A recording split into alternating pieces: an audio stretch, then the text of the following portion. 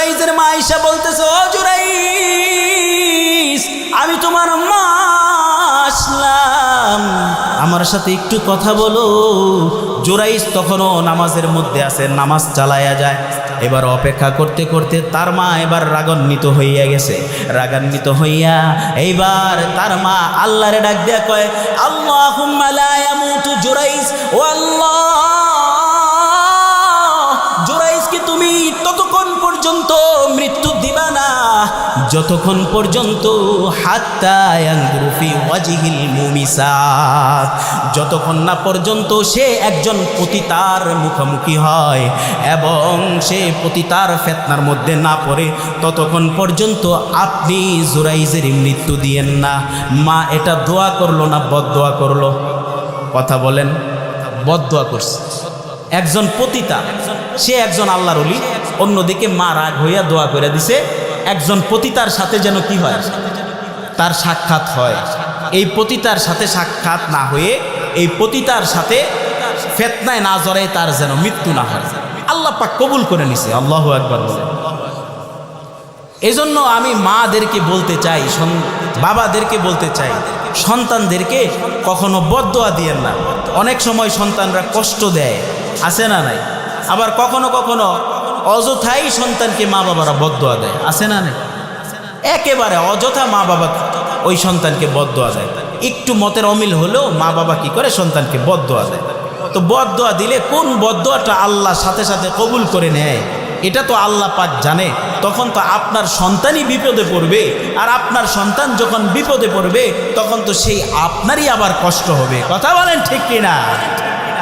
এই জন্য মা বাবা যারা আছেন সন্তানদেরকে বদদোয়া দিয়েন না। জুরাইজের মা জুরাইজকে বদদোয়া দিল, আল্লাহ লা ইয়ামুতু, তারে মৃত্যু দিও না, হাত্তা ইয়ানজুরু ফি ওয়াজহিল মুমিসাত, যতক্ষণ না পর্যন্ত একজন পতিতার সাথে তার সাক্ষাৎ না ঘটে বা পতিতার ফিতনার মধ্যে সে না পড়ে। আল্লাহ দোয়াটা কবুল করে নিস। ওই বনি ইসরাইলের ওই জায়গার মধ্যে একটা পতিতা ছিল যে প্রতিদাবৃত্তি করে বেড়াইতো। সে একদিন চিন্তা করে, এই যে আল্লাহর ওলি জুরাইজ, এই জুরাইজকে আমি ফিতনার মধ্যে ফালাইব। হাদিসটা দুইটা কিতাব, সিয়াসিত্তার দুইটা কিতাব থেকে এসেছে। একটা হলো বুখারী আর একটা হলো সহিহ মুসলিম। দুইটা কিতাব থেকে হাদিসটা এসেছে, কোনো বানানো গল্প এখানে বলা হচ্ছে না। ও মুহতারাম মুআজ্জাজ হাজিরিন, আল্লাহ সুবহানাহু ওয়া তাআলা যখন জুরাইজের মার দোয়াটা কবুল করে নিল, ওই দিক দিয়ে পতিতা যখন চিন্তা করে এই জুরাইজের সাথে কোনো একদিন আমি আমার মনের খায়েশাতকে মিটাইব, এই চিন্তা করে একদিন জুরাইজের খানকার সামনে গেছি। আর জুরাইজের খানকার সামনে যাইয়া নিজের অঙ্গভঙ্গির দিয়ে অদ্ভুত আচরণ করতেছে, এমন আচরণ করতেছে, এমনভাবে সে আকৃষ্ট করার চেষ্টা করতেছে জুরাইজকে। বলতেছে, ও জুরাইজ, তোমাকে আমি সুযোগ দিচ্ছি, একেবারে বিনা পয়সায় আসো, আমার সাথে মিলিত হও। এইভাবে জুরাইজকে অফার যখন করে, জুরাইজ বলে, এরে নাফরমান, এরে আল্লাহ তাআলার অভিশপ্ত, এমন গুনাহের দিকে তুই আমাকে কেন আহ্বান করিস?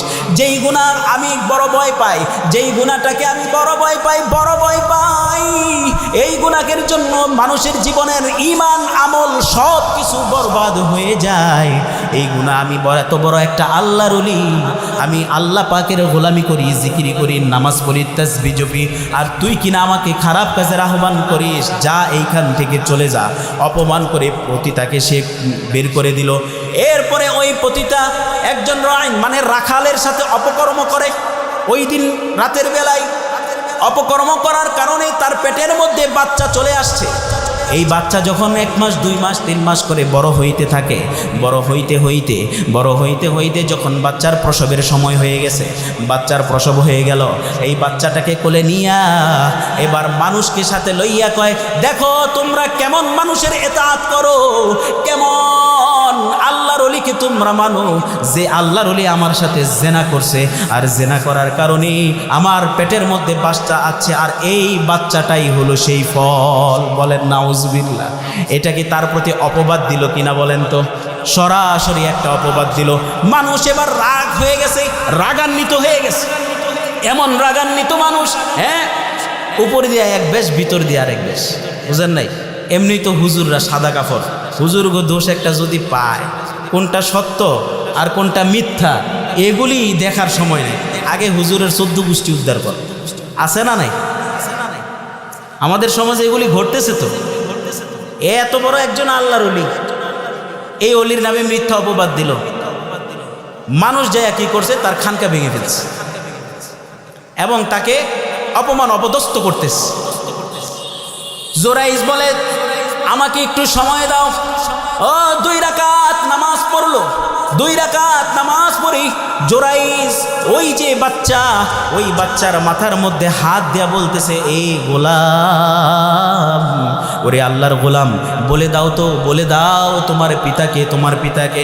হাদিসের কিতাবের মধ্যে আছে, কোরআন এবং হাদিস থেকে সহিহ বর্ণনা, 3 জন বাচ্চা যাদের কথা বলার বয়সের আগেই তারা কথা বলছে, বলেন আল্লাহু আকবার। একজন হলো যখন বিবি জুলাইখা হজরতে ইউসুফ নবীকে তার চরিত্রের ব্যাপারে কলঙ্কিত করতে চেয়েছিল আজিজে মিশরের কাছে, কথা বলেন ঠিক কিনা? আজিজে মিশরকে বলেছিল, আজিজে মিশর আপনি কেমন গোলাম লালন পালন করলেন, আপনার এই গোলাম আমার দিকে কুনজর দিয়েছে, আমার সাথে খারাপ কাজ করতে চেয়েছে। আল্লাহ সুবহানাহু ওয়া তাআলা বলে, ইউসুফ আপনি ভয় পাইবেন না, ওই যে দেখেন দোলনার মধ্যে শুয়ে আছে একটা শিশু, এই শিশুটাকে আপনি জিজ্ঞাসা করেন, সে সব কিছু বলে দিবে। আজিজে মিশরকে বলে, ও আজিজে মিশর আমি ওই বাচ্চাকে আমার পক্ষে সাক্ষী পেশ করলাম। আজিজে মিশর বলে, আমার সাথে মশকরা করো নাকি, আমার সাথে ঠাট্টা তামসা করো নাকি? যেই বাচ্চার কথা বলার মতন বয়স হয় নাই, এই বাচ্চা আবার কিভাবে সাক্ষী দিবে? হযরত ইউসুফ বলে, তাকেই আপনি একটু জিজ্ঞাসা করেন। যখন তাকে জিজ্ঞাসা করলো, ওই বাচ্চা বলে দিল, যদি ইউসুফ নবীর জামাটা পিছন দিক থেকে ছেঁড়া হয় তাহলে জুলাইখা দোষী, আর যদি ইউসুফ নবীর জামাটা সামনের দিক থেকে ছেঁড়া হয় তাহলে ইউসুফ দোষী। এই যে এই বাচ্চাটা কথা বলার বয়সে যাওয়ার আগেই এই বাচ্চার জবান আল্লাহ পাক খুলে দিল। আর এই জায়গার মধ্যে আছে জুরাইজের ঘটনা। এই ঘটনার মধ্যে যেই বাচ্চার মাথার মধ্যে হাত দিয়ে জুরাইজ বলল, বাচ্চা বলো তো তোমার বাবাকে? বাচ্চা বলে দিল, ওকানা রাইয়ান, ওই যে একজন রাখাল ছিল, ওই রাখালটাই আমার বাবা। আল্লাযী আরসালাহু বিল হাক্কি বাশীরান ওয়া নাযীরা ওয়া দাঈয়ান ইলাল্লাহি বিইذনিহি ওয়া সিরাজাম মুনীরা। فقد قال الله تعالى في كلامه المجيد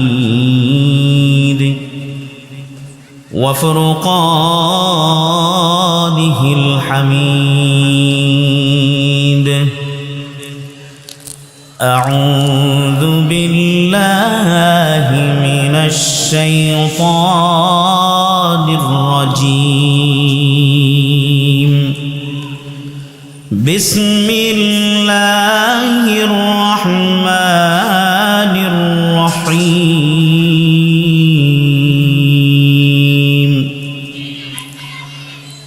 ولا تقتلوا النفس التي حرم الله إلا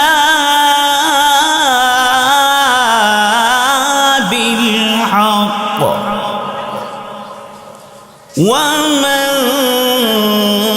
قتل مظلوما فقد جعلنا لوليه سلطانا فلا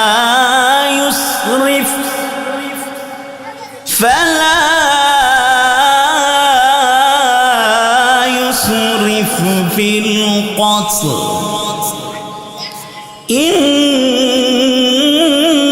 إنه كان منصورا.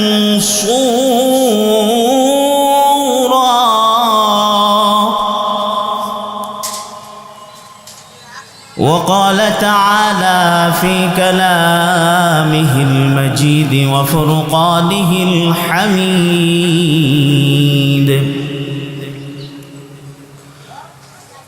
وقضى ربك ألا تعبدوا إلا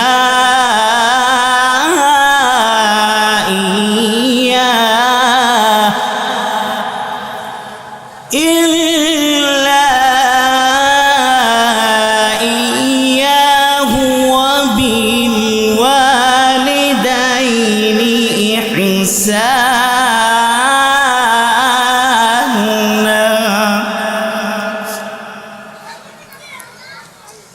إما يبلغن عندك الكبر أحدهما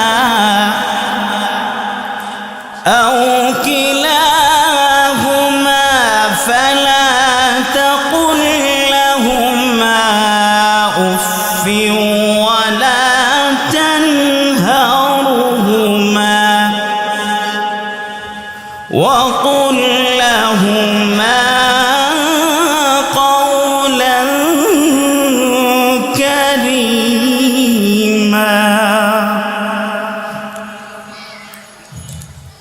أو كما قال النبي صلى الله عليه وسلم الكبائر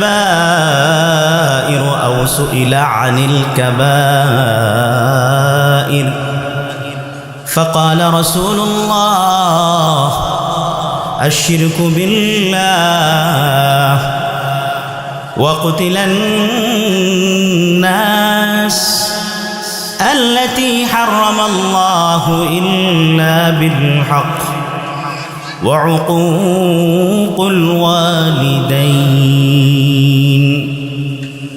فقال رسول الله صلى الله عليه وسلم ألا أنبئكم بأكبر الكبائر قال قول الزور أو شهادة الزور وقال تعالى في شان حبيبك إن الله وملائكته يصلون على النبي يا أيها الذين آمنوا صلوا عليه وسلموا تسليما شكرا درود إبراهيم كريم اللهم صل على محمد وعلى آل محمد كما صليت على إبراهيم وعلى آل إبراهيم إنك حميد مجيد اللهم بارك على محمد وعلى آل محمد كما باركت على إبراهيم وعلى آل إبراهيم إنك حميد مجيد بلغ العلا بكماله كشف الدجى بجماله حسنت جميع خصاله صلوا عليه وآله سلموا يا قوم بل صلوا على صدر الأمين مصطفى ما جاء إلا رحمة للعالمين الحمد لله إن الحمد لله كثيرا والعزة لله جميعا وشكرة عظيما ঘোড়াশাল সমাজ কল্যাণ পরিষদের উদ্যোগে 5 দিন ব্যাপী তাফসিরুল কোরআন মাহফিলের আজকের প্রথম দিনের প্রথম অধিবেশনে সম্মানিত সভাপতি বিশেষ অতিথি এবং আমন্ত্রিত জাতির রাহবার ওলামায়ে কেরাম, আমার সামনে উপস্থিত শ্রদ্ধাভাজন মুরব্বিয়ানি কেরাম, যুবক ভাইয়েরা, ছোট ছোট স্নেহের কচিকাচারা, পর্দার অন্তরালে শ্রবণরতা শ্রদ্ধেয়া মা এবং বোনেরা, উপবিষ্ট যারা আছি তাদের প্রতি আমার অন্তরের অন্তঃস্থল থেকে আবারও হৃদয় নিংড়ানো ভালোবাসা এবং সালাম। আসসালামু আলাইকুম ওয়া রাহমাতুল্লাহি ওয়া বারাকাতুহু। মোহতারাম হাজরিন, আমরা যারা উপস্থিত হয়েছি, এই যে একটা দিনের মজলিস, এই মজলিসের মধ্যে আমরা উপস্থিত হয়েছি, এটা আমরা ইচ্ছা করে এলেই উপস্থিত হইতে পারবো, বিষয়টা এরকম নয়। আল্লাহ পাকের মর্জি আছে, এজন্যই উপস্থিত হইতে পেরেছি। কথা বলেন ঠিক কিনা? আল্লাহ সুবহানাহু ওয়া তাআলা যে বান্দার প্রতি নেক নজরে তাকান, সেই বান্দাই নেক কাজ করতে পারে। বলেন সুবহানাল্লাহ। আর এখন আমরা যেই জায়গাটার মধ্যে বসেছি, এই জায়গাটা হলো জান্নাতের বাগান। বলেন সুবহানাল্লাহ। এই জায়গাটা হলো জান্নাতের বাগান। সহিহ মুসলিম হাদিসের নং 2699। উক্ত হাদিসের মধ্যে আল্লাহর নবী সাল্লাল্লাহু আলাইহি ওয়াসাল্লাম আমাদেরকে জানাচ্ছেন, আমরা যেই মজলিসের মধ্যে বসছি, এই মজলিসটা হলো একটা জান্নাতের বাগান। বলেন সুবহানাল্লাহ। মা জালাসা কওমুন ইয়াযকুরুনাল্লাহ আযজা ওয়া জাল্লা ইল্লা হাফাতহুমুল মালাইকা ওয়া গাশিয়াতহুমুর রাহমাহ ওয়া নাযালাত আলাইহিমুস সাকিনাহ ওয়া যাকারাহুমুল্লাহু ফী মান ইনদাহ। মুহতারাম মুআজ্জাজ হাজিরিন, আমরা যে এই যে প্যান্ডালের ভিতরে বসেছি, এই বসার উদ্দেশ্য হলো আল্লাহ সুবহানাহু ওয়া তাআলার বরত্বের কথা বলা হবে, আর আমরা আল্লাহর বরত্বের কথাগুলি শুনবো। কথা বলেন ঠিক কিনা? যেই জায়গার মধ্যে আল্লাহ সুবহানাহু ওয়া তাআলার বরত্বের কথাগুলি আলোচনা করা হয়, আল্লাহর নবী জানাই দেন, মা জালাসা কওমুন ইয়াযকুরুনাল্লাহ,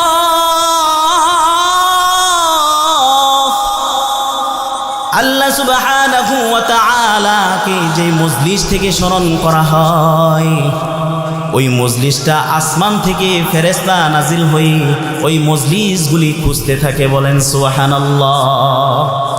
ওই মজলিসগুলি খুঁজতে খুঁজতে তারা যখন এসে দেখবে, গোরাশাল সমাজ কল্যাণ পরিষদের উদ্যোগে এই ঈদগাহ মাঠের মধ্যে আজকের এই তাফসিরুল কোরআন মাহফিলের মধ্যে আল্লাহর কিছু বান্দারা বসে আছে। ফেরেশতাগুলি ওই বান্দাদের চতুর্দিকে বেষ্টন করে দাঁড়ায় যাবে। যখন ফেরেশতা দাঁড়ায় যাবে, একজন ফেরেশতা যখন এই মজলিসটা পাবে, সে অন্য ফেরেশতাদেরকে ডাক দিবে, ও ফেরেশতারা দেখে যাও, তোমরা এই ঈদগাহ মাঠের মধ্যে আল্লাহ সুবহানাহু ওয়া তাআলার বরত্বের কথা আলোচনা করা হয়। এই জায়গার মধ্যে আল্লাহর পাগল কিছু বান্দা একত্রিত হয়েছে।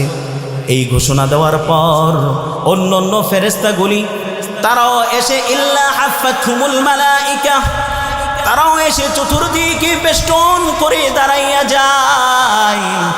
একজন ফেরেশতা যখন এইভাবে গোলাকারে দাঁড়াইতে দাঁড়াইতে যখন পুরা মাহফিলটাকে বেষ্টন করে নেয়, তখন আর দাঁড়ানোর জায়গা থাকে না।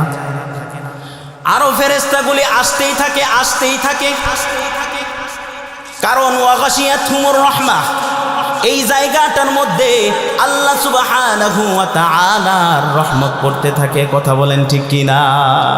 ওয়া নাযালাত আলাইহিমুস সাকিনা, এই জায়গার মধ্যে আল্লাহর সাকিনাগুলি বর্ষিত হইতে থাকে। ফেরেশতাগুলি আয়েশা যখন দেখে জায়গা নাই, একজন ফেরেশতার কাঁধের উপরে আরেকজন ফেরেশতা দাঁড়াইয়া যায়। এরকম ভাবে দাঁড়াইতে দাঁড়াইতে তারা আল্লাহ সুবহানাহু ওয়া তাআলার আরশে আযীম পর্যন্ত পৌঁছাইয়া যায়। আল্লাহ ফেরেশতাদেরকে জিজ্ঞাসা করে, ও ফেরেশতারা কোত্থেকে আসছো? আমি আপনাদেরকে প্রশ্ন করি, ফেরেশতারা কোত্থেকে আসছে এটা কি আমার আল্লাহ সুবহানাহু ওয়া তাআলা জানে কি জানে না? আরো জোরে বলেন, জানে কি জানে না? আল্লাহ ভালো করে জানে।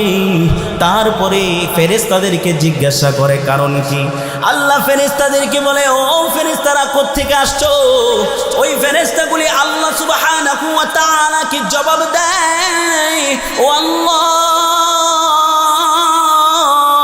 গোরাচাল সমাজ কল্যাণ পরিষদের উদ্যোগে যে ওয়াজ মাহফিলটা হচ্ছে, ওই ওয়াজ মাহফিলের চতুর্দিকে আমরা বেষ্টন করে দাঁড়াইয়া জায়গার সংকুলন না হওয়াতে একজন আরেকজনের কাঁধের উপরে দাঁড়াই গেলাম। এইভাবে দাঁড়াইতে দাঁড়াইতে দাঁড়াইতে দাঁড়াইতে আমরা তোমার আরশে আজিম পর্যন্ত চলে এসেছি। আল্লাহ বলে, ও ফেরেশতারা শুনো, তোমরা যে ওই জায়গার মধ্যে এসেছো, ওই জায়গা থেকে এসেছো, আমি আল্লাহ ভালো করে জানি। তারপরেও তোমাদেরকে জিজ্ঞাসা করলাম, কারণ হলো আমি একটা ডকুমেন্ট রেখে দিলাম, আমার বান্দাগুলিকে আমি মাফ করে দেব, এই জন্য তোমাদেরকে সাক্ষী রাখলাম।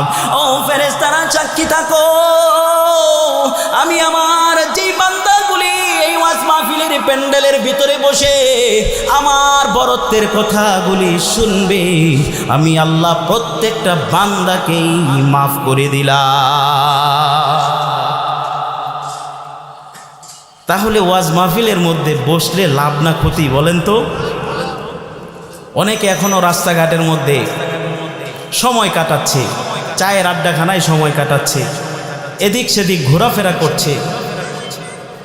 দয়া করে এরকম একটা জান্নাতের বাগানের আয়োজন করা হলো, এই জান্নাতের বাগানের ভিতরে আপনারা এসে পড়ুন, কারণ নাযালাত আলাইহিমুস সাকিনা, এই জায়গার মধ্যে আল্লাহ সুবহানাহু ওয়া তাআলার সাকিনাগুলি নাজিল হয়, রহমতগুলি নাজিল হয়। আপনি যদি এই জায়গার মধ্যে 10টা মিনিট বসতে পারেন, 20টা মিনিট বসতে পারেন, 1টা ঘন্টা বসতে পারেন, হয়তোবা এই 1টা ঘন্টা আপনি বাহিরে থাকলে অন্য অন্য কাজের মধ্যে আপনি থাকতেন, গুনাহ করলেন না, কিন্তু সওয়াবও কামাইতে পারলেন না। আর এই জায়গার মধ্যে যদি আপনি বসে যে পরিমাণ সময় আপনি ব্যয় করেন, এই পরিমাণ সময় আপনার আমলের মধ্যে সাদকায়ে জারিয়ার সওয়াব উঠতে থাকবে। আর আল্লাহর নবী সাল্লাল্লাহু আলাইহি ওয়াসাল্লাম জান্নাতের বাগান হিসাবে সাব্যস্ত করছে। আমি বলতে চাই, 1টা ঘন্টা, আধা ঘন্টা যদি এই ওয়াজ মাহফিলের মধ্যে বসে আপনারা সময় অতিবাহিত করতে পারেন, আর এই সময়টা যদি আল্লাহ তাআলার দরবারে কবুল হয়, কাল কিয়ামতের ময়দানে এই সময়টাকে উসিলা করে আপনাকে আল্লাহ মাফ করে জান্নাতবাসী করে দিবেন। তাহলে আমরা এখনো যারা আসি নাই তারা কিন্তু লসের মধ্যে আছি, কথা বলেন ঠিক কিনা? তো মুহতারাম মুআজ্জাজ হাজরিন, আমি কোরআনুল কারীমের সূরা বনী ইসরাঈল থেকে 2টা আয়াত তেলাওয়াত করেছি। একটা হলো 33 নং আয়াত, আর একটা হলো 23 নং আয়াত। কারণ 33 নং আয়াত থেকে আমরা যেই হাদিসটা পাই, ওই হাদিসটা আবার 23 নং আয়াতের দিকে জমির করে, এই জন্য এই আয়াতটাও আমার তেলাওয়াত করতে হয়। তো এই 33 নম্বর আয়াতের মধ্যে আল্লাহ সুবহানাহু ওয়া তাআলা কি বলেন? আল্লাহ সুবহানাহু ওয়া তাআলা বলেন, ওয়ালা তাকতুলুন নাফসাল্লাতী হারামাল্লাহু ইল্লা বিল হক। তোমরা এমন প্রাণকে হত্যা করো না, এমন প্রাণকে তোমরা মেরে ফেলো না যেই প্রাণকে হত্যা করা আল্লাহ সুবহানাহু ওয়া তাআলা হারাম করে দিছেন। কি করে দিছেন? যে প্রাণকে হত্যা করা আল্লাহ সুবহানাহু ওয়া তাআলা হারাম করছেন, এই প্রাণটা হলো মানুষের প্রাণ। এরকম অনেক বিষয়বস্তু থাকে যেগুলি হলো আল্লাহ সুবহানাহু ওয়া তাআলা হত্যা করা বা তাদেরকে মেরে ফেলা হারাম করছেন। আল্লাহর নবী সাল্লাল্লাহু আলাইহি ওয়াসাল্লাম বুখারী শরীফের 5977 নম্বর হাদিসের মধ্যে আমাদেরকে জানাইয়া দেন। হাদিসটা হযরতে আনাস রাদিয়াল্লাহু তাআলা আনহু থেকে বর্ণিত। আন আনাস ইবনে মালিক রাদিয়াল্লাহু তাআলা আনহু قال যাকারা রাসূলুল্লাহ সাল্লাল্লাহু আলাইহি ওয়াসাল্লাম, আল্লাহর নবী সাল্লাল্লাহু আলাইহি ওয়াসাল্লাম বড় গুনাহ সম্পর্কে আলোচনা করতেছিলেন। অথবা আল কাবাইরু আও সুইলা আনিল কাবাইর, বড় গুনাহ কি, এই বড় গুনাহ সম্পর্কে আল্লাহর নবী সাল্লাল্লাহু আলাইহি ওয়াসাল্লাম তখন সাহাবাদের সাথে আলোচনা করতেছিলেন, তাদেরকে বলতেছিলেন। রসুলকে প্রশ্ন করা হলো, রসুল বড় গুনাহগুলি সম্পর্কে আমাদেরকে বলেন। আল্লাহর নবী সাল্লাল্লাহু আলাইহি ওয়াসাল্লাম সর্বপ্রথমেই বললেন, যেই বড় গুনাহগুলি আছে এই বড় গুনাহগুলির মধ্যে হলো আশরিকু বিল্লাহ, যেই ব্যক্তি আল্লাহ তাআলার সাথে শিরিক করে, বলেন নাউযুবিল্লাহ।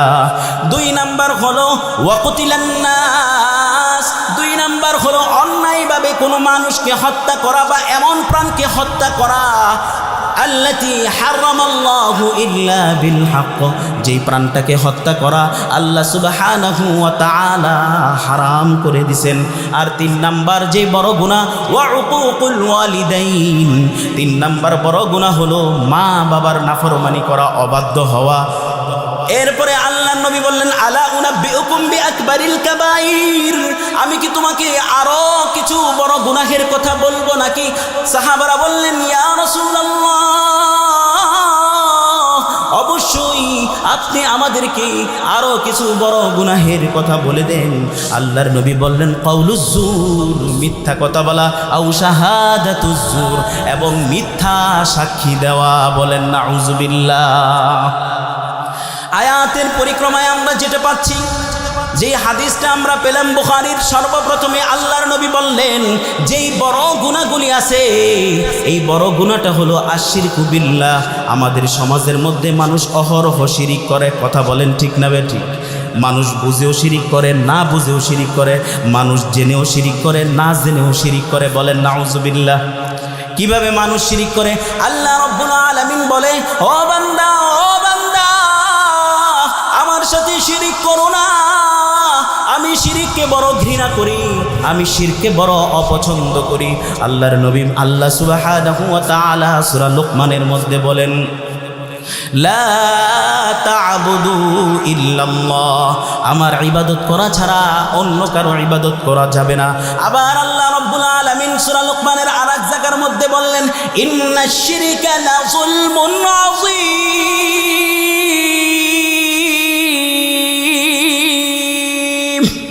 আল্লাহ সুবহানাহু ওয়া তাআলা জানাই দিলেন, শিরিক হলো আমার প্রতি জুলুম, শিরিক হলো আমার প্রতি অন্যায়, শিরিক হলো আমার প্রতি একেবারে অবিচার। খবরদার বান্দা, তোরে বড় মায়া করে বানাইছি, আমি নিজ হাত দিয়ে তোরে বানাইছি। আল্লাহ সুবহানাহু ওয়া তাআলা মানুষকে বড় মেহেরবানি করে, মায়া করে নিজ হাত দিয়ে বানাইছে। দুনিয়ার সব কিছুকে শুধু আল্লাহ বললেন কুন ফায়াকুন, এ আসমান হয়ে যা, আসমান হয়ে গেছে। মাটিকে বলেছেন কুন ফায়াকুন, মাটি হয়ে যা, মাটি হয়ে গেছে। চন্দ্র সূর্য তারকারাজি বৃক্ষরাজি যা আছে সব কিছুকে আল্লাহ বললেন কুন ফায়াকুন, হয়ে যা, সব কিছু হয়ে গেল। কিন্তু আমাকে আপনাকে আল্লাহ পাক নিজের হাত দ্বারা আমাদেরকে বানাইছেন, বলেন সুবহানাল্লাহ।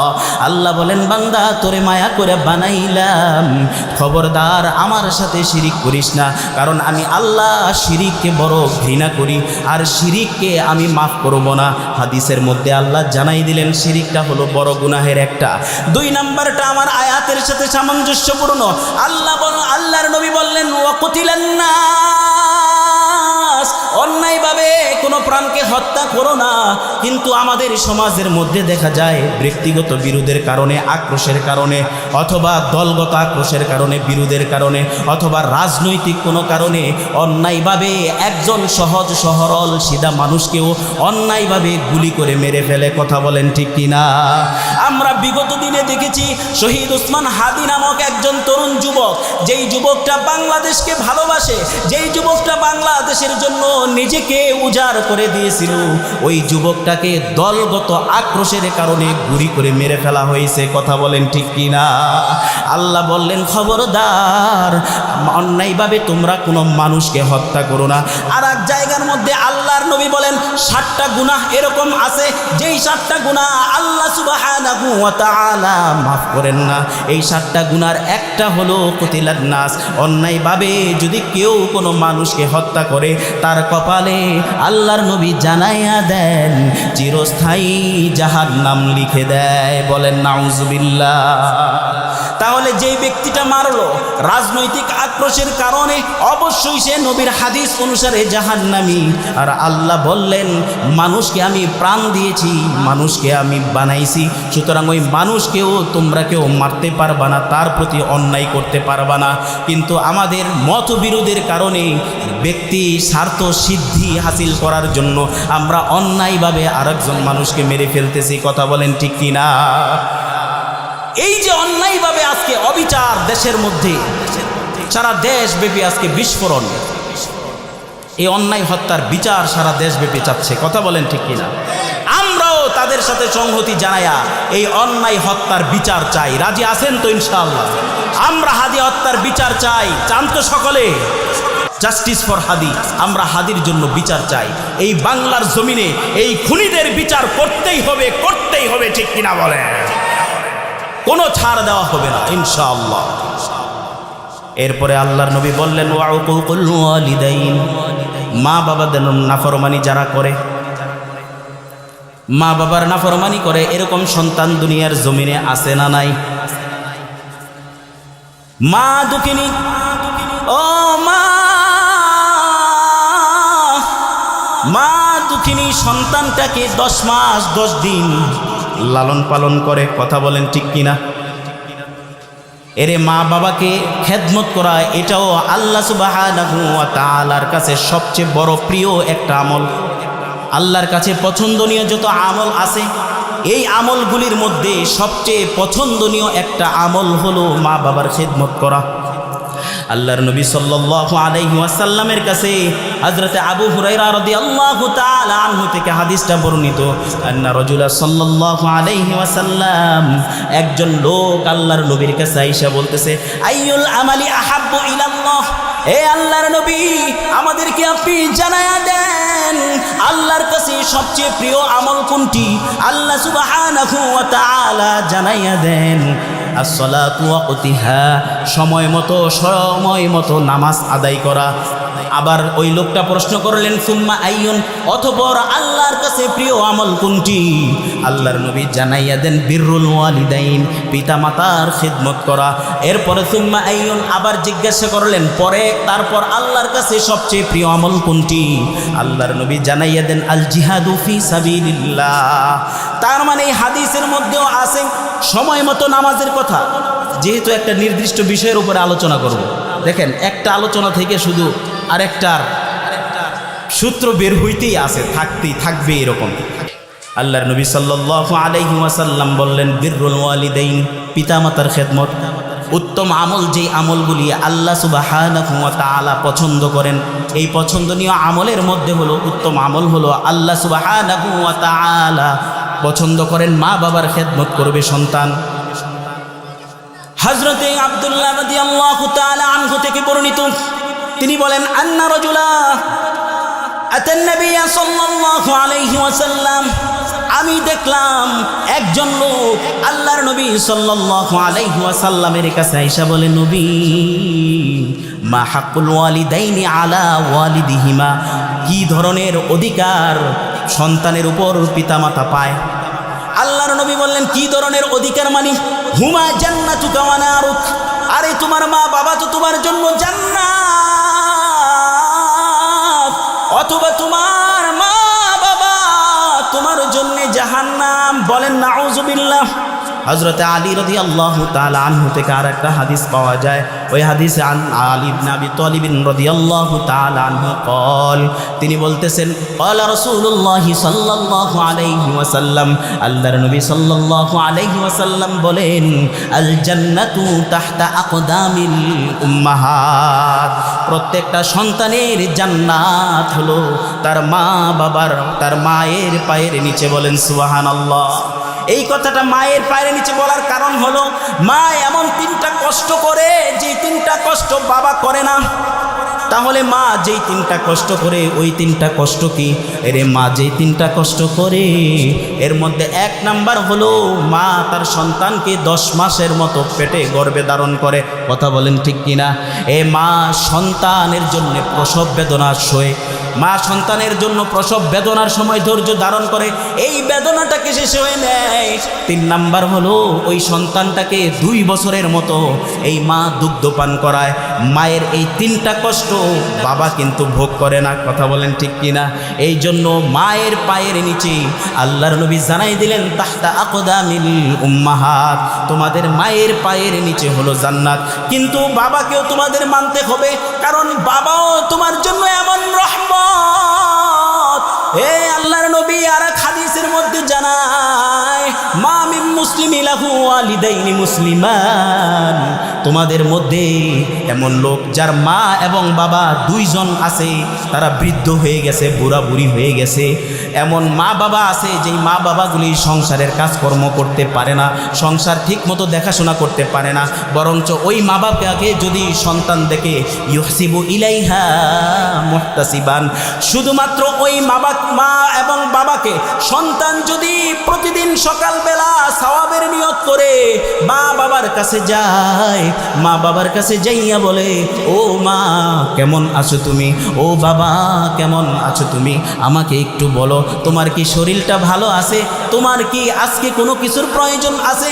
আল্লাহর নবী জানান যেই সন্তান সওয়াবের আশা করে প্রতিদিন কাজে বের হওয়ার আগে মা এবং বাবার সাথে সাক্ষাৎ করে, আল্লাহর নবী বলেন ইল্লা ফাতাহাল্লাহু লাহু বাবাইনি মিনাল জান্নাহ, আল্লাহ সুবহানাহু ওয়া তাআলা তার জন্য জান্নাতের 2টা দরজা খুলে দেয়। আল্লাহর নবীকে সাহাবারা প্রশ্ন করে ইন্নাহু কানা ওয়াহিদান ফাওয়াহিদা, আল্লাহর নবীজি কারো যদি মা থাকে অথবা বাবা থাকে, মানে একজন নাই, মা মৃত বাবা আছে, বাবা মৃত মা আছে, এরকম যদি হয় আল্লাহর নবী বলেন ফাইন্নাহু কানা ওয়াহিদান ফাওয়াহিদা, যদি কারো একজনও থাকে আর ওই একজনেরও সে যদি খোঁজ খবর নেয়, আল্লাহ তার জন্যও জান্নাতের একটা দরজা খুলে দেয়। এরপরে আল্লাহর নবী বললেন ফাইন আসখাতা আহাদুহুমা, এ সন্তান খেয়াল করে শুনো, খেয়াল করে শুনো, আমার আল্লাহর নবী কি বলে গো? আমার আল্লাহর নবী বলতেছে ফাইন আসখাতা আলাই আহাদুহুমা, যদি তার মা এবং বাবা তার উপরে অসন্তুষ্ট হয়, যদি তার মা এবং বাবা তার উপরে অসন্তুষ্ট হয়, কোনো কারণে যদি সন্তান মা বাবাকে কষ্ট দেয়, 2 জনের একজনও যদি তার প্রতি অসন্তুষ্ট হয়, আল্লাহর নবী লাম ইয়ারদাল্লাহু আনহু হাত্তা ইয়ারদাআন, আল্লাহ তার উপরে অসন্তুষ্ট হয়ে যায় যতক্ষণ না পর্যন্ত তার মা অথবা বাবা তার উপরে সন্তুষ্ট না হয়। বলেন নাউজুবিল্লাহ। ততক্ষণ পর্যন্ত আল্লাহ তার উপরে অসন্তুষ্ট থাকেন। আর আল্লাহ পবিত্র কোরআনুল কারীমের মধ্যে সূরা বনী ইসরাঈলের 23 নম্বর আয়াতের মধ্যে আমাদেরকে নির্দেশ দিয়েছেন। কি নির্দেশ দিয়েছেন? وَقَضَى رَبُّكَ أَلَّا تَعْبُدُوا إِلَّا إِيَّاهُ وَبِالْوَالِدَيْنِ إِحْسَانًا إِمَّا يَبْلُغَنَّ عِندَكَ الْكِبَرَ أَحَدُهُمَا أَوْ كِلَاهُمَا أُفٍّ وَلَا تَنْهَرْهُمَا, আল্লাহ বলতেছেন বান্দা আমি আল্লাহ তাআলার ইবাদত করো, রব্বুকা আল্লা তা'বুদু, আমার ইবাদত করো। আরেক জায়গার মধ্যে আল্লাহ বললেন, সূরা নিসার মধ্যে আল্লাহ বললেন ওয়াবুদুল্লাহ ওয়ালা তুশরিকু, বান্দা আমার ইবাদত কর, আমার সাথে কাউকে শরীক করিস না। এই জায়গার মধ্যেও আল্লাহ বললেন ওয়াকযা রাব্বুকা আল্লা তা'বুদু, বান্দা তোমার রবের ইবাদত করো এবং তোমার মা বাবার খেদমত করো। ওই জায়গার মধ্যে বললেন বিররুল ওয়ালিদাইন, এই জায়গার মধ্যে বললেন বিররুল ওয়ালিদাইন। এরকম আরো অসংখ্য আয়াত আছে। এই আয়াতগুলি যদি একত্রিত করি, আল্লাহ সুবহানাহু ওয়া তাআলা যেই বিষয়টা আমাদেরকে মেসেজ দিলেন, বিষয়টা হলো যত জায়গার মধ্যে আল্লাহ বললেন ওয়াবুদুল্লাহ, বান্দা আমার পাওনা আমারে বুঝাইয়া দাও, সাথে সাথে আল্লাহ বললেন বিররুল ওয়ালিদাইন, তোমার মা বাবার পাওনাও তুমি বুঝাইয়া দাও। যত জায়গায় আল্লাহ বলছেন আমার ইবাদত কর, আমার সাথে শরীক করিস না, তত জায়গার মধ্যে আল্লাহ বলে দিলেন তুমি তোমার মা বাবার গোলামি করো, মা বাবার খেদমত করো। আর একটা হাদিস পাওয়া যায় হযরতে মুআজ ইবনে জাবাল থেকে, আন মুআজ ইবনে জাবালিন قال, মুআজ রাদিয়াল্লাহু তাআলা আনহু বলেন আওসানি রাসূলুল্লাহ সাল্লাল্লাহু আলাইহি ওয়াসাল্লাম, ওগো দুনিয়ার মুসলমান শুনে নাও, আল্লাহর নবী আমাকে 10টা বিষয় ওসিয়ত করেছিলেন। কয়টা বিষয়? 10টা বিষয় ওসিয়ত করেছিলেন। এক নাম্বার হলো লা তুশরিক বিল্লাহ, আল্লাহ তাআলার সাথে কাউকে শরীক করা যাবে না। ওয়া ইন কুতিলতা ওয়া হুররিকতা, যদিও তোমাকে হত্যা করে ফেলা হয়, যদিও তোমাকে আগুনে জ্বালিয়ে পুড়িয়ে ছারখার করে দেওয়া হয়, এরপরেও আল্লাহ তাআলার সাথে কাউকে শরীক করো না। এরপরেও তুমি আল্লাহ তাআলার সাথে কোনো কিছুকে মিলাইও না, আল্লাহর সমকক্ষ কোনো কিছুকে বানাইও না। এরপরে আল্লাহর নবী বললেন উকুকুল ওয়ালিদাইন, মা বাবার অবদ্ধ হয়েও না। যদি তোমাকে তারা যদি তোমাকে সম্পদ থেকে বঞ্চিত করে দেয়, তারা যদি তোমাকে ঘর থেকে বের করে দেয়, সম্পদ থেকে বঞ্চিত করে দেয়, এরপরেও মা বাবার নাফরমানি করা যাবে না। আল্লাহ সুবহানাহু ওয়া তাআলার হাবিব জানায় দেন মা বাবার নাফরমানি যতক্ষণ না পর্যন্ত মা বাবা শরীয়ত বিরোধী কোনো আদেশ করে, ততক্ষণ পর্যন্ত প্রত্যেকটা সন্তানের জন্য মা বাবার আদেশ পালন করা ফরজ। আপনি যদি মা বাবার খেদমত করেন, আল্লাহ রাব্বুল আলামিনের হাবিব জানান যদি কোনো বান্দা একেবারে সে তার মা বাবার জন্যে দিল খুশ খেদমত করে, আল্লাহ সুবহানাহু ওয়া তাআলা কিয়ামতের ময়দানে ফেরেশতা দিয়ে তাকে রাহবারি করাইয়া পথ দেখাইয়া এরপরে তাকে জান্নাতে ঢুকাইবে। যতক্ষণ পর্যন্ত সে জান্নাতে প্রবেশ করবে না, ততক্ষণ পর্যন্ত সেই ফেরেশতাগুলি প্রত্যাবর্তন করবে না। চিৎকার করে বলেন সুবহানাল্লাহ। মা বাবার বদদোয়া যদি আপনি নেন, আপনি যত বড় আল্লাহর ওলি হন, আর যত বড় পীর সাহেব হন, যত বড় শিক্ষিত হন, যত বড় ক্ষমতাবান হন, আপনি যত বড় যাই কিছু হন না কেন, যদি আপনি মা বাবার নাফরমানি করেন, তাহলে আপনার মা বাবা যদি আপনাকে বদদোয়া দিয়ে ফেলে, আপনার মা বাবা যদি আপনার উপরে নাখুশ হয়ে যায়, আপনার সব আমলগুলি বরবাদ হয়ে যাবে। বলেন নাউজুবিল্লাহ। বুখারীর আরেকটা হাদিসের মধ্যে পাওয়া যায় বনি ইসরাইলের সময় একজন ব্যক্তি ছিল, এই ব্যক্তির নাম ছিল জুরাইস। কি নাম ছিল? ইউকালু লাহু জুরাইস। এই লোকটাকে প্রত্যেকে জুরাইস নামে ডাকতো। আল্লাহর নবী বলেন ওয়া কানা জুরাইজ রাজুলান আবিদা, এই জুরাইজ বড় আবেদ ছিল, এমন আবেদ সর্বক্ষণ সে আল্লাহ তাআলার জিকিরের মধ্যে মশগুল থাকতো, আর আল্লাহ সুবহানাহু ওয়া তাআলার জিকির করত, নামাজ পড়তো, কোরআন তেলাওয়াত করতো, আল্লাহ তাআলার তাসবিহ তাহলিলগুলি জপত। এমন আবেদ ছিল, সে একটা খানকা বানাইছে, ওই খানকার ভিতরে বসে বসে সে শুধু আল্লাহ পাকের প্রশংসা করে, জিকির করে। একদিন এই জুরাইজের মা জুরাইজের খানকার মধ্যে আইসা বলতেছে ইয়া জুরাইজ আনা উম্মুকা কাল্লিমনি, ও জুরাইজ আমি তোমার মা এসেছি, আমার সাথে একটু কথা বলো। জুরাইজ চিন্তা করে উজিব ওয়াসল্লি, আমি কি মার কথার জবাব দেব নাকি নামাজ পড়ব? তারপরে সে নামাজ চালাই যাইতে লাগলো, মার কথার জবাব সে দিল না। বুখারীর মধ্যেও হাদিসটা পাওয়া যায়, আবার মুসলিমের মধ্যেও হাদিসটা আছে। এরপরে আছে জুরাইজের মা কিছুক্ষণ অপেক্ষা করে তার মা চলে গেল। তার মা চলে যাওয়ার পর আবার কিছুক্ষণ পরে তার মা আয়েশা বলতেছে ইয়া জুরাইজ আনা উম্মুকা, আমি তোমার মা, কাল্লিমনি আমার সাথে একটু কথা বলো। আমাদের মধ্যে এমন অনেক সময় হয়, সন্তান চাকরির মধ্যে ব্যস্ত থাকে, সন্তান ব্যবসা বাণিজ্যের মধ্যে ব্যস্ত থাকে, সন্তান কাজের মধ্যে ব্যস্ত থাকে, মা একটু ফোন দেয়, বাবা একটু ফোন দেয় সন্তানের কণ্ঠটা শোনার জন্য, সন্তানের সাথে দুই একটা কথা বলবে, সন্তানের আওয়াজ মা বাবার কানের মধ্যে আসবে, আর সন্তানের আওয়াজ শুনে মা বাবা বড় তৃপ্ত হবে, আনন্দ হবে। এমন আশা নিয়ে অনেক সময় মা বাবা সন্তানকে ফোন দেয়, কিন্তু সন্তান মা বাবার ফোন অনেক সময় রিসিভ করে না, আবার করলেও বলে আমি এখন ব্যস্ত আছি, পরে কল দাও। আছে না নাই? এরকম হয় কি হয় না? মোহতারাম মুআজ্জাজ হাজিরিন, ঘটনাটা দেখেন। আবার জুরাইজের মা আয়েশা বলতেছে, ও জুরাইজ, আমি তোমার মা আসলাম, আমার সাথে একটু কথা বলো।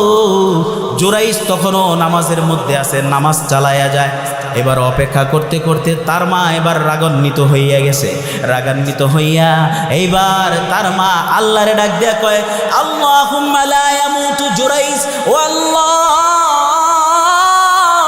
জুরাইজকে তুমি ততক্ষণ পর্যন্ত মৃত্যু দিবা না যতক্ষণ পর্যন্ত হাত্তা ইয়ানজুরু ফি ওয়াজহিল মুমিসাত, যতক্ষণ না পর্যন্ত সে একজন পতিতার মুখোমুখি হয় এবং সে পতিতার ফিতনার মধ্যে না পড়ে, ততক্ষণ পর্যন্ত আপনি জুরাইজের মৃত্যু দিয়েন না।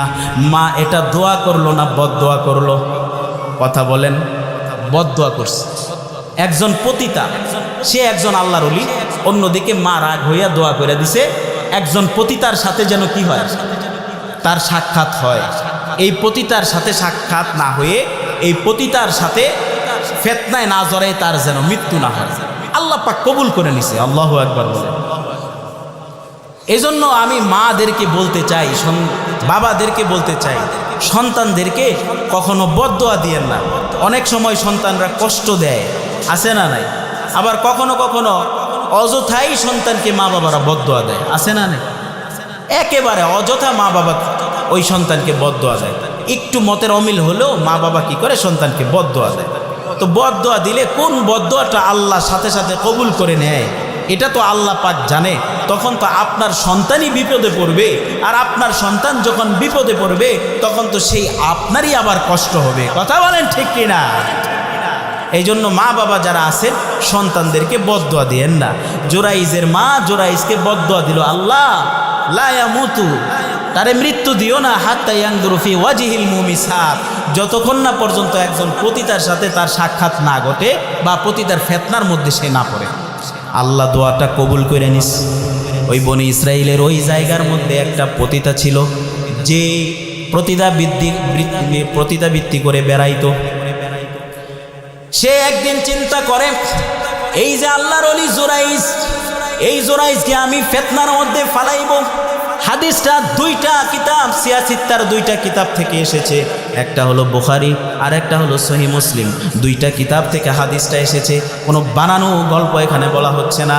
ও মুহতারাম মুআজ্জাজ হাজিরিন, আল্লাহ সুবহানাহু ওয়া তাআলা যখন জুরাইজের মার দোয়াটা কবুল করে নিল, ও দোয়া কবুল করে নেয়, ওই দিক দিয়ে পতিতা যখন চিন্তা করে এই জুরাইজের সাথে কোনো একদিন আমি আমার মনের খায়েশাতকে মিটাইব, এই চিন্তা করে একদিন জুরাইজের খানকার সামনে গেছে।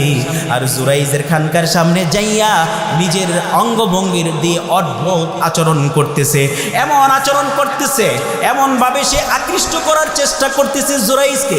বলতেছে, ও জুরাইজ, তোমাকে আমি সুযোগ দিচ্ছি, একেবারে বিনা পয়সায় আসো, আমার সাথে মিলিত হও।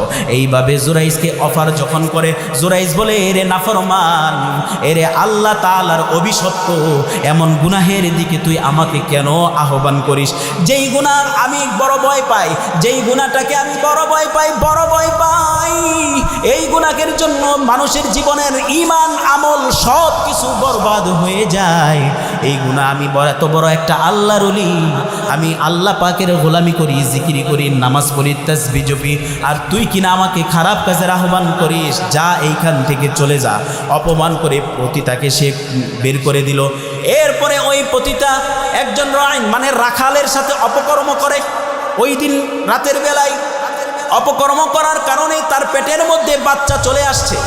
এই বাচ্চা যখন 1 মাস 2 মাস 3 মাস করে বড় হইতে থাকে, বড় হইতে হইতে যখন বাচ্চার প্রসবের সময় হয়ে গেছে, বাচ্চার প্রসব হয়ে গেল, এই বাচ্চাটাকে কোলে নিয়া এবার মানুষকে সাথে লইয়া কয়, দেখো তোমরা কেমন মানুষের ইতাআত করো, কেমন আল্লাহর ওলিকে তোমরা মানো, যে আল্লাহর ওলি আমার সাথে জেনা করছে, আর জেনা করার কারণে আমার পেটের মধ্যে বাচ্চা আছে, আর এই বাচ্চাটাই হলো সেই ফল। বলেন নাউজুবিল্লাহ। এটা কি তার প্রতি অপবাদ দিল কিনা বলেন তো? সরাসরি একটা অপবাদ দিল। মানুষ এবার রাগ হয়ে গেছে, রাগান্বিত হয়ে গেছে, এমন রাগান্বিত মানুষ, হ্যাঁ, উপর দিয়ে এক বেশ ভিতর দিয়ে আরেক বেশ, বুঝেন নাই? এমনি তো হুজুররা সাদা কাপড়, হুজুরগো দোষ একটা যদি পায়, কোনটা সত্য আর কোনটা মিথ্যা এগুলি দেখার সময় নেই, আগে হুজুরের 14 গোষ্ঠী উদ্ধার কর। আছে না নাই? আমাদের সমাজে এগুলি ঘটতেছে তো। এত বড় একজন আল্লাহর ওলি, এই অলির নামে মিথ্যা অপবাদ দিল, মানুষ যায় কি করছে, তার খানকা ভেঙে ফেলছে এবং তাকে অপমান অপদস্থ করতেছে। জোরাইজ বলে, আমাকে একটু সময় দাও। ও 2 রাকাত নামাজ পড়লো, 2 রাকাত নামাজ পড়ি জোরাইজ ওই যে বাচ্চা, ওই বাচ্চার মাথার মধ্যে হাত দেয়া বলতেছে, এই গোলাম, ওরে আল্লাহর গোলাম, বলে দাও তো, বলে দাও তোমার পিতাকে, তোমার পিতাকে। হাদিসের কিতাবের মধ্যে আছে, কোরআন এবং হাদিস থেকে সহিহ বর্ণনা, 3 জন বাচ্চা যাদের কথা বলার বয়সের আগেই তারা কথা বলছে। বলেন আল্লাহু আকবার। একজন হলো যখন বিবি জুলাইখা হজরতে ইউসুফ নবীকে তার চরিত্রের ব্যাপারে কলঙ্কিত করতে চেয়েছিল আজিজে মিশরের কাছে। কথা বলেন ঠিক কিনা? আজিজে মিশরকে বলেছিল, আজিজে মিশর, আপনি কেমন গোলাম লালন পালন করলেন, আপনার এই গোলাম আমার দিকে কুনজর দিয়েছে, আমার সাথে খারাপ কাজ করতে চেয়েছে। আল্লাহ সুবহানাহু ওয়া তাআলা বলে, ইউসুফ আপনি ভয় পাইবেন না, ওই যে দেখেন দোলনার মধ্যে শুয়ে আছে একটা শিশু, এই শিশুটাকে আপনি জিজ্ঞাসা করেন, সে সব কিছু বলে দিবে। আজিজে মিশরকে বলে, ও আজিজে মিশর, আমি ওই বাচ্চাকে আমার পক্ষে সাক্ষী পেশ করলাম। আজিজে মিশর বলে, আমার সাথে মশকরা করো নাকি, আমার সাথে ঠাট্টা তামসা করো নাকি? যেই বাচ্চার কথা বলার মতন বয়স হয় নাই, এই বাচ্চা আবার কিভাবে সাক্ষী দিবে? হযরত ইউসুফ বলে, তাকেই আপনি একটু জিজ্ঞাসা করেন। যখন তাকে জিজ্ঞাসা করলো, ওই বাচ্চা বলে দিল, যদি ইউসুফ নবীর জামাটা পিছন দিক থেকে ছেঁড়া হয় তাহলে জুলাইখা দোষী, আর যদি ইউসুফ নবীর জামাটা সামনের দিক থেকে ছেঁড়া হয় তাহলে ইউসুফ দোষী। এই যে এই বাচ্চাটা কথা বলার বয়সে যাওয়ার আগেই এই বাচ্চার জবান আল্লাহ পাক খুলে দিল। আর এই জায়গার মধ্যে আছে জুরাইজের ঘটনা। এই ঘটনার মধ্যে যেই বাচ্চার মাথার মধ্যে হাত দিয়ে জুরাইজ বলল, বাচ্চা বলো তো তোমার বাবাকে? বাচ্চা বলে দিল, ওকানা রাইয়ান, ওই যে একজন রাখাল ছিল, ওই রাখালটাই আমার বাবা। সমস্ত মানুষ এইবার বলতেছে, হুজুর ভুল হয়ে গেছে, মাফ করে দেন। কি কয়? ভুল হয়ে গেছে, মাফ করে দেন। আমরা আপনার খানকা ভাইয়া বলাইছি, আপনার দরবার ভাইয়া বলাইছি, আমাদের ভুল হয়েছে, মাফ করে দেন। এবার তাদেরও এইবার মাফ চাইতেছে। প্রথমে কিন্তু সত্য মিথ্যা যাচাই করে নেই, এবার মাফ চাইতেছে। অলৌকিক ঘটনা ঘটে গেছে, বাচ্চা কি করতেছে, তার বাবার নাম বলে দিতেছে, এই জন্য তারা মাফ চাইতেছে। আর একটা হলো হজরতে ঈসা আলাইহিস সালাতু ওয়াস সালাম, ঈসা নবীকে যখন তার ঈসা মারিয়াম আলাইহিস সালামকে যখন তার সম্প্রদায় বলেছিল, এটা তুমি কি করলা, তখন ঈসা নবী বলেছিল, ইন্নী আবদুল্লাহ, আমি আল্লাহ তাআলার তরফ থেকে আল্লাহর বান্দা, ইন্নাহু কানা সিদ্দীকান নাবিয়্যা, অবশ্যই আমি আল্লাহ পাকের পক্ষ থেকে সত্যবাদী নবী, এবং তার মায়ের পবিত্রতার বিষয়ে সাক্ষী দিল।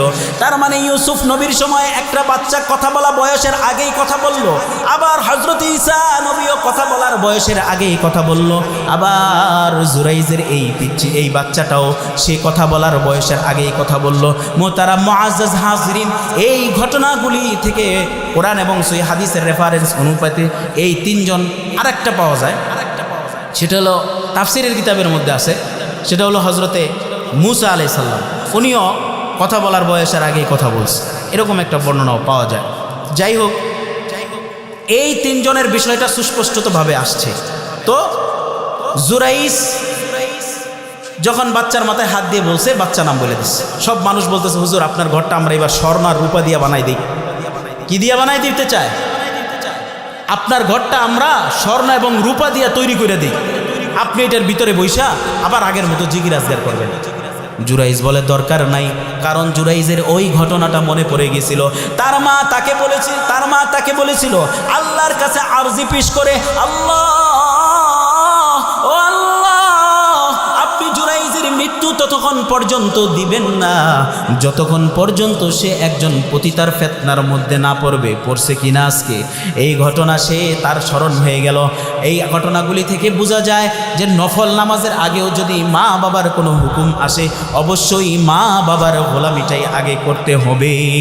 জুরাইজ বলে আমাকে স্বর্ণ দিয়া রূপা দিয়া খানকা বানাই দেওয়ার দরকার নাই, তুমি আমাকে আগে যেই মাটি দিয়াছিল, তোমরা আমাকে আগের মাটি দিয়েই আবার এরকম খানকা বানাইয়া দাও।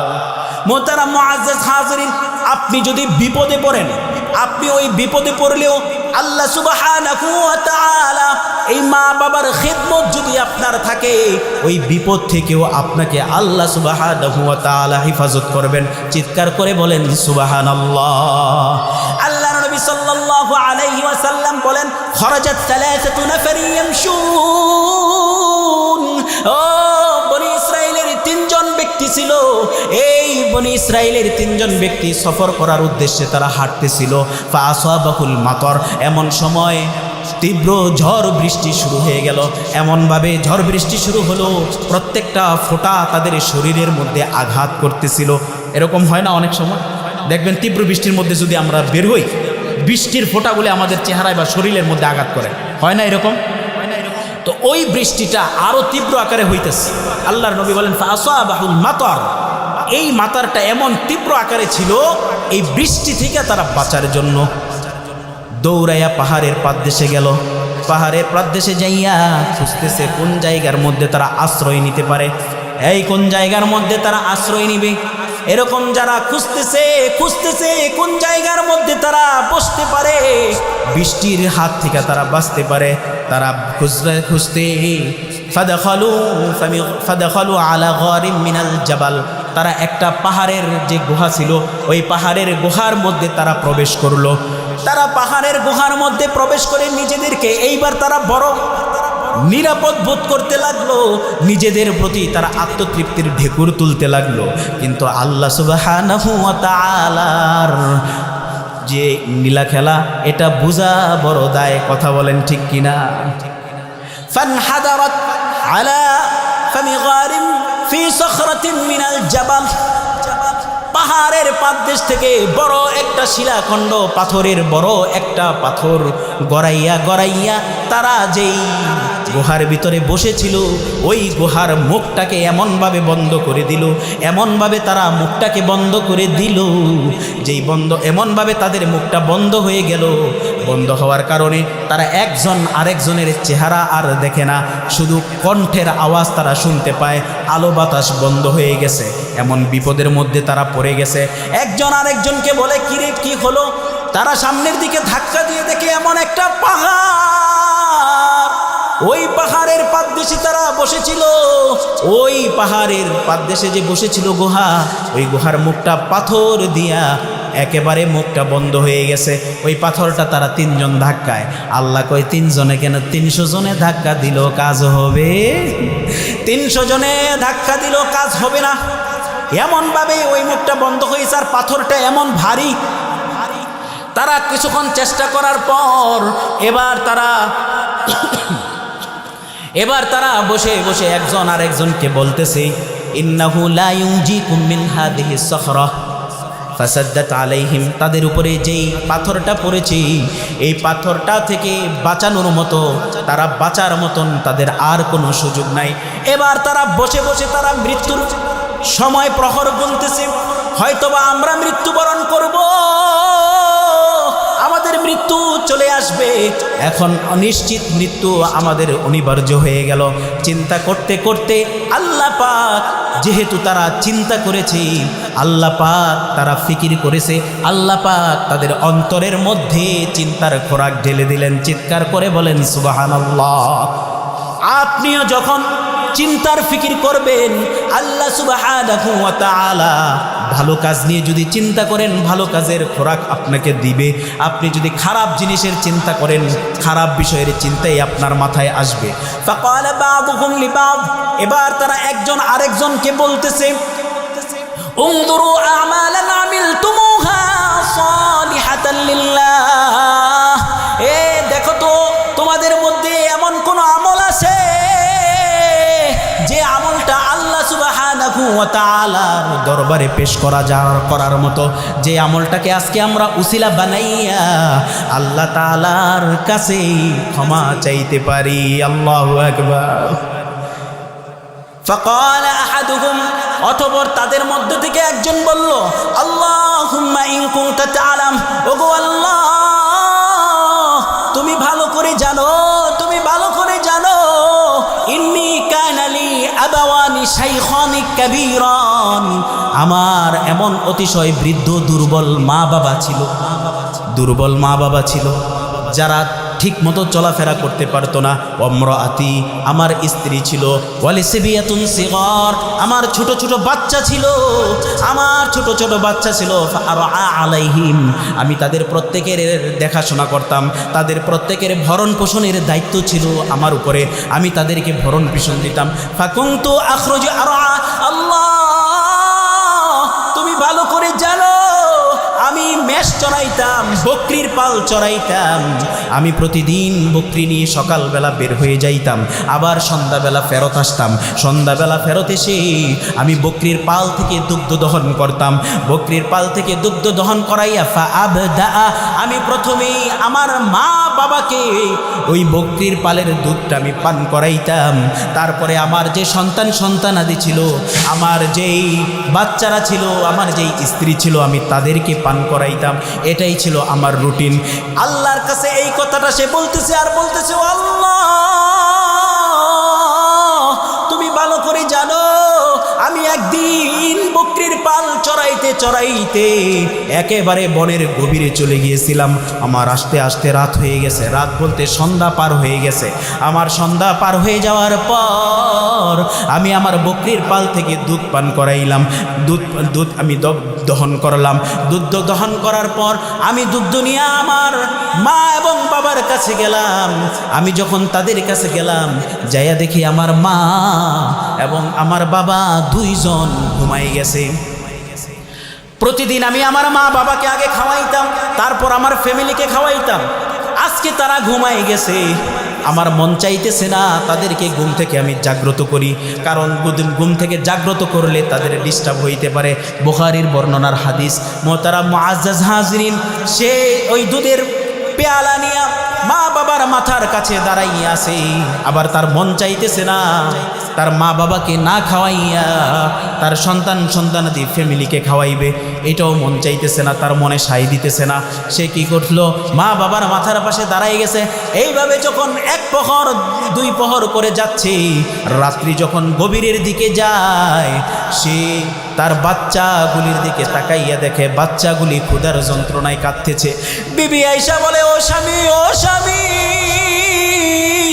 আপনি আমাকে না খাওয়ান, কিন্তু আমাদের যে ছোট ছোট বাচ্চাগুলি আছে আপনি একটু দেখেন না তাদেরকে খাওয়াইতে পারেন কিনা। বলতেছে, আমার মা বাবা আগে খাইবে, তারপর আমি আমার সন্তানকে খাওয়াইবো, আমার মন কেন যেন সায় দেয় না। এই কথা বলতেছে। যখন রাত্রে একেবারে শেষ ভাগে চলে আসছে, বাচ্চাগুলি ক্ষুধার যন্ত্রণায় বাবার কাছে আইসা বাবার পাটা জড়াইয়া তোরা বলতেছে, ও বাবা, বাবা গো, আমাদেরকে এবার একটু হলেও দুগ্ধ পান করাও, তুমি প্রতিদিন ফিরে আসলে আমরা খাই, তারপর তৃপ্তি সহকারে ঘুমাই, কিন্তু আজকে তো বাবা তুমি কোনো দুগ্ধ দিলে না, ক্ষুধার যন্ত্রণায় আমাদের কোনো ঘুম নাই, আমাদেরকে এখন যদি একটু দুগ্ধ পান না করাও, মনে হচ্ছে ক্ষুধার যন্ত্রণায় আমরা মরে যাব। হাদিসের বর্ণনা, আল্লাহর নবী বলেন, বাচ্চা দুইটা ওই যে রাখাল ছিল তার পায়ের মধ্যে এমন ভাবে জড়াইয়া চিৎকার করতেছি, ও বাবা, আমাদেরকে একটু দুধ দাও, একটু দুধ দাও। তারপরেও সে দুধ দেয় নাই। হাত্তা তলা আল ফাজর, ফজর পর্যন্ত যখন অপেক্ষা করল, ফজর হয়ে গেল। ফজর হয়ে যাওয়ার পর তার মা বাবা যখন ঘুম থেকে জাগ্রত হয়, জাগ্রত হইয়া দেখে সন্তান দুধের পেয়ালা নিয়া ওই মা বাবার মাথার কাছে দাঁড়াইয়া আছে। আর আমাদের সকাল হয় সকাল 10টায়, সকাল 9টায়। কথা বলেন ঠিক কিনা? তাদের সকাল হইতো ফজরের সময়। বলতেছে আল্লাহ, ওই 3 জনের একজন বলতেছে, আল্লাহ তুমি তো জানো আমি প্রথমে সকালবেলা যখন ফজর হইল আমি আমার মা এবং বাবাকে দুধ পান করাইলাম, তারপরে আমার বাচ্চাদেরকে দুধ পান করাইলাম, তারপরে আমার বিবিকে দুধ পান করাইলাম, এরপরে আমি নিজেও পান করলাম, তৃপ্ত সহকারে তোমার শুকরগুজার করলাম। আল্লাহ তুমি তো দেখেছো, তুমি তো শুনেছো আমি কেমনভাবে আমার মা এবং বাবার খেদমত করেছি। এই লোকটা বলতেছে, আল্লাহুম্মা ইন কুনতা তাআলাম, আল্লাহ তুমি জানো, তুমি জানো গো, ও আল্লাহ তুমি যদি জানো এই খেদমতটা শুধুমাত্র তোমার রেজামন্দির জন্য করেছি, শুধুমাত্র তোমার গোলামির জন্য করেছি, শুধুমাত্র তোমার জন্য আমি করেছি। আল্লাহ আজকে যেই বিপদের মধ্যে আমরা ফেসে গেছি, এই পাহাড়ের গুহার মধ্যে যে পাথরটা পড়ে আমাদের চলাচলের রাস্তা বন্ধ হয়ে গেল, আল্লাহ এই পাথরটা তুমি এমন পরিমাণে সরাইয়া দাও অন্তত পক্ষে যেন আমরা একটু আলো বাতাস দেখতে পারি। মোহতারাম মুআজ্জাজ হাজিরিন, আল্লাহ সুবহানাহু ওয়া তাআলা প্রথম ব্যক্তির দোয়াকে সাথে সাথে কবুল করে নিলেন। চিৎকার করে বলেন আল্লাহু আকবার। সাথে সাথে কবুল করে নিলেন, আল্লাহু আকবার। বলতেছে আমরা দেখলাম এই পাথরটা কিঞ্চিত পরিমাণ সরে গেল, আর সেই কিঞ্চিত পরিমাণ যেই জায়গা হলো ওই জায়গা দিয়ে আমরা বের হইতে পারছি না, কিন্তু কিছুটা আলো বাতাসের ব্যবস্থা হয়ে গেছে। আমরা এবার চিন্তা করতে পারছি যে না, এখন আমরা আমাদের আর মৃত্যু মনে হয় হবে না। আমরা যেহেতু আলো বাতাস পাইছি, আল্লাহ আমাদের উপরে রহম করেছে। কিসের জন্য আল্লাহ রহম করলো? মা বাবার খেদমত করছে এই জন্য। কথা বলেন ঠিক কিনা? দ্বিতীয় ব্যক্তি বলতেছে, আল্লাহ তুমি ভালো করে জানো, আমি সংক্ষেপে শেষ করে দিচ্ছি যেহেতু সময় কম, ঘটনাটা যেহেতু উঠেছি শেষ করে দিই। দ্বিতীয় ব্যক্তি বলতেছে, আল্লাহ তুমি ভালো করে জানো আমার একজন চাচাতো বোন ছিল, যেই চাচাতো বোনের প্রতি আমি প্রহর দুর্বল ছিলাম, তারে মনে মনে ভালোবাসতাম, তার প্রতি আমার বড় এশক ছিল, মোহাব্বত ছিল। এই চাচাতো বোনকে আমি এত মোহাব্বত করতাম যে তারা একজন আরেকজনকে ছবি আদান প্রদান করে। আল্লাহ মাফ করুক, পবিত্র বিবাহের বন্ধন পর্যন্ত তারা যায় না। আরে আমার আপনার যে বাপ হযরতে আদম আলাইহিস সালাম, কথা বলেন ঠিক কিনা? আমাদের মা হযরতে হাওয়া আলাইহিস সালাম, ঠিক কিনা? আদম নবী জান্নাতের মধ্যে বৈশা একা একা সময় পার করে আল্লাহরে কয়, আল্লাহ একজন সঙ্গী হইলে ভালোই তো। আল্লাহ কয় ঠিক আছে, সঙ্গীর ব্যবস্থা করে দেই। তো আল্লাহ কি করলো? আদম নবীর থেকে আল্লাহ সুবহানাহু ওয়া তাআলা আমাদের মা হাওয়াকে বানাইলেন। বলেন সুবহানাল্লাহ। হাওয়াকে বানাইয়া আদম নবী ঘুমাই রইস, ওনার সামনে সুন্দর করে রাইখা দিস। আদম নবী ঘুম থেকে উঠা হাওয়াকে দেইখা, আমাদের মাকে দেইখা, কোনো কিছু চিন্তা ভাবনা না কইরা দৌড়াইয়া গেছে হাওয়া আলাইহিস সালামকে ধরতে, ছুঁইতে। আল্লাহ কয়, আদম খবরদার, সামনে আর যাইও না, থাইমা যাও। আল্লাহু আকবার কর। আরে আমি তোরে বানাইছি তোমার জন্য, বৈধ করুম না? আল্লাহু আকবার কর। আল্লাহ মা হাওয়া আলাইহিস সালাম এবং বাবা আদমকে বিবাহ করাই দিলেন। আল্লাহু আকবার। মানে বৈধ বন্ধনে আবদ্ধ করাই দিলেন বিবাহের মাধ্যমে। আর আমাদের সমাজের বিবাহ হয়ে গেছে কঠিন, জেনা ব্যভিচার হয়ে গেছে সহজ, ঠিক কিনা? বিবাহ হয়ে গেছে কঠিন। এখন আবার স্বর্ণের যেই দাম বাড়ছে, কালকে দেখলাম 2,26,000 টাকা ভরি। কথা বুঝেন নাই? কত? এক ভরি কিনতে গেলে 2,26,000 শেষ। এই যারা অবিবাহিত আছে এরা বিয়ে করবো কেমনেও? সিটি গোল দিয়া বলে। আল্লাহ মাশাআল্লাহ, হাইয়াকাল্লাহ, আল্লাহ হায়াত দারাজ করুক বলি আমিন। যাই হোক, যেই বিবাহের মধ্যে খরচ কম, চাহিদা কম, আল্লাহর নবী বলেন ওই বিবাহের মধ্যে আমার তরফ থেকে দোয়া বেশি, আল্লাহর তরফ থেকে বরকত বেশি। বলেন সুবহানাল্লাহ। ওই লোকটা বলতেছে, আল্লাহ, আমার চাচাতো বোন যখন আমাকে বলল, ইয়া আবেদাল্লাহ ইত্তাকুল্লাহ, হে আল্লাহকে ভয় করো, আর আমার সতীত্ব বৈধ পন্থা ছাড়া তুমি নষ্ট করিও না। আল্লাহ গো, আমার চাচাতো বোন যখন আপনার ভয় আমাকে দেখাইছে, আপনার ভয় দেখানোর পরে আমি সাথে সাথে রিজলাইহা, তার দুই পায়ের মাঝে ছিলাম, এরকম অবস্থা থেকেও নিজেকে ফিরাই নিয়ে আইছি। চিৎকার করে জোরে জোরে বলেন আল্লাহু আকবার।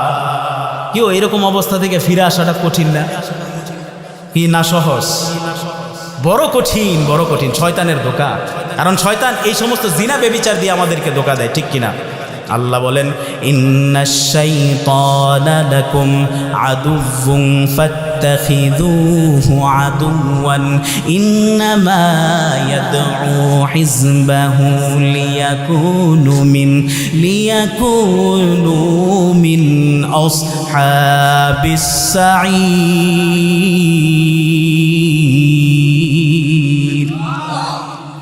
আল্লাহ বলেন, শয়তান তোমাদের শত্রু, সুতরাং তাকে শত্রু হিসাবেই গ্রহণ করো।